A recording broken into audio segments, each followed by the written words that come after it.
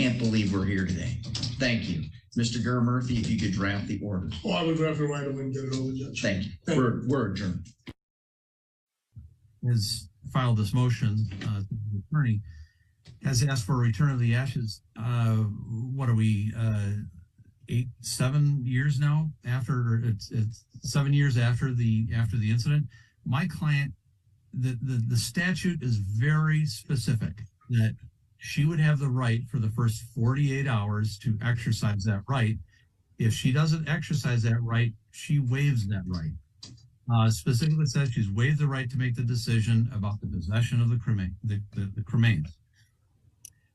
My client is the one who paid for the burial, for the funeral, everything associated with with Mr. Dumont's funeral expenses. She did not do anything, and for her to come at this point and to say and to argue this under a temporary motion, I mean, presumably we'd have a trial coming eventually, and then if the court wants to put this down for that, I would understand that. At the very least, if you want to do a temporary restraining order in relation to the ashes, that's fine too. But this is not the right forum. And she's not even entitled to them in the first place. All right, let's go ahead and take some testimony. By the way, I don't think this is going to go very well for the defendant. Miss Marilyn, why don't you come on up? Please raise your right hand. Do you swear or affirm that the information and testimony you're about to provide will be the truth, the whole truth, nothing but the truth, ma'am? You may have a seat at the witness stand. Thank you. Mr. Gurmurthy, the court recognizes that this is the plaintiff. I'm sorry, defendant. Thank you. May continue. I'm sorry, I said it wrong earlier. Go ahead, sir. Thank you. Ma'am, would you state your full name for the record and spell your last name? You want me to speak a little louder, or you heard my question? Spell my last name. Yeah, spell your last name. G-U-M-O-N-T. Okay, and what's your full name? Marilyn K. Make sure you speak up, ma'am. Mr. Gurmurthy, if you could slide that microphone just a little bit closer. It doesn't amplify, it only picks up and goes into the ear of the court reporter. We just must make sure that she's able to get down what you're saying, Ms. Dumont. You may continue, Mr. Gurmurthy. Marilyn, you were married to Eugene Dumont, correct? Correct. How long were you married to Eugene for? 52 years. Okay. Do you remember when Eugene passed away? Yes. What was his date of death? Pardon me? What was the date of death? December 10th, 2016. Okay. Do you remember at some point picking up his ashes or having one of your children pick up his ashes? I remember them going after the ashes. Okay, what do you remember? If you would tell Judge Elmore what you remember. I don't remember if I was with them at that time. Make sure you speak up, ma'am. I know you're soft-spoken. I'm sorry. It's okay. I know it's emotional. All right. Never mind. She says she's got it. Just keep going ahead. I remember them talking, bringing them to their home. Who's them? Richard and his wife, Shannon. Okay. And I was there and I talked to them. And I said, I cannot handle this right now. I'm sorry. It's okay, ma'am. Just keep going. And I'm sorry, Mr. Gurmurthy, I know you've directed her to talk to me. I know she's responded to your questions. I'm not trying to ask her questions. That's fine, Judge. Thank you. You remember talking to Richard? Yeah. And do you remember what you told Richard? I told them I can't handle taking him home right then. Would he please keep him at his house? And he said, yes, when I got better, I could come and get them. Okay. And do you remember subsequently? Later, I asked for them, and he said they're all right where they are. Okay. Do you remember within how many days or how soon, how many months later you asked? Oh, I went home with my three sisters came and got me. But I don't know how long I stayed there. It was a while. Okay. And then when you came back to your home on Roby Road, did you visit with Eugene? I went to visit with him. I brought him a statue and some flowers. Okay. Where were you visiting Eugene? They had Eugene up, kind of up on a, well, it was like an attic stairs thing. And I had to be down here. I couldn't go up there. There was no way for me to go up. Okay. And when you said they, was that at Richard and Shannon's house? Yes. Okay.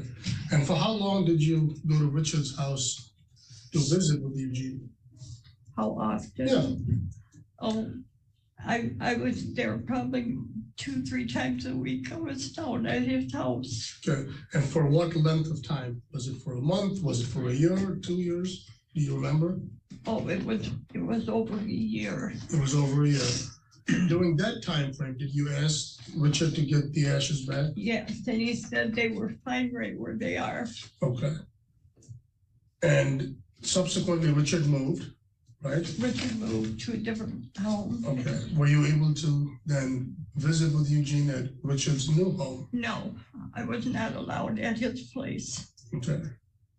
And you didn't file this lawsuit, you just filed a countersuit after a lawsuit was then initiated by your son, correct? Right, Okay, right. all right. I don't believe I have any further questions. Mr. Slocum, do you have any questions for Ms. Dumont? Yes, I do. Ms. Dumont, did your son, Richard, pay for the funeral expenses? I asked him not to, and he said he wanted to, and that was for his dad. And he wanted to do that. Okay, I have no further questions. All right, thank you. Anything further, Mr. Germer? I have nothing further, Judge. All right. Ms. Dumont, you may have a seat back at the table. Thank you, ma'am. Thank you. Any argument necessary, Mr. Germer? Just, I would simply say that it's not relevant who paid for it. That's not what the statute requires. But we're not challenging the issue of who paid for it. If Mr. Dumont wants that money back, he can petition probate court. There's an avenue for that. The statute, again, as Mr. Slocum indicates, it doesn't say 48 hours. It simply says 72 hours to locate the next person who has priority.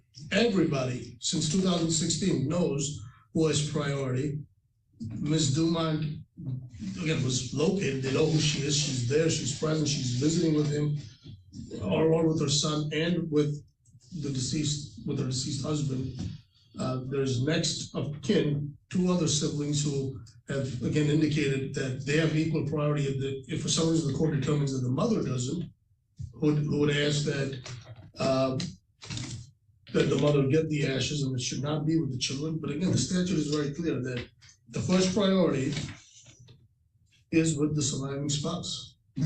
Thank We you. know the surviving spouses, we've known all along who it is. Thank you. Mr. Slocum, any arguments, sir? Yes, again, as I said, I think the statute is dispositive. My client's the one that paid for it. Ms. Dumont had the right to exercise the rights. Here now, 7 years later, even if there's statute of limitations for this as well. If the court were to follow the law, this is quite clear. My client's entitled to them. And I'm not saying that my client, has offered to give them half to work out something. Mr. Gary Murphy, come forward for just a moment. Mr. Gary Murphy, I'm telling you that I have an addiction to my cell phone. I tend to scroll too much on it. Would you please hold on to my phone and take it back to the podium? Yes. Is that your cell phone? No, Whose phone is it? it's Judge Elmore's. Bingo. Ms. Dumont did not reject acceptance of them. She just merely asked for her son to hold on to them for a while, as I just did Mr. Gary Murphy. He doesn't own my phone, and I didn't give up ownership to the phone. I'm going to treat this as a motion for a preliminary injunction as well. The court will grant the motion for the restraining order and will grant an injunction that directs the plaintiff, Mr. Richard Dumont, to give the ashes to his mom. Thank you. Judge, my only question is, can that be retrieved today? He has to give the ashes to her by 5 o'clock today. The order will also include that he is not to waste any, he's not to take any, he's not to divide them up, he's not to empty them, he's not to sprinkle them. She never gave up ownership of them. She entrusted her son to hold on to them. For a preliminary injunction, the court only has to look at the likelihood of success and potentially, the court finds that this is in favor of turning over the ashes to the wife. I can't believe we're here today. Thank you. Mr. Gurmurthy, if you could draft the order. Oh, I would draft it right away and get it over, Judge. Thank you. Thank you. We're adjourned.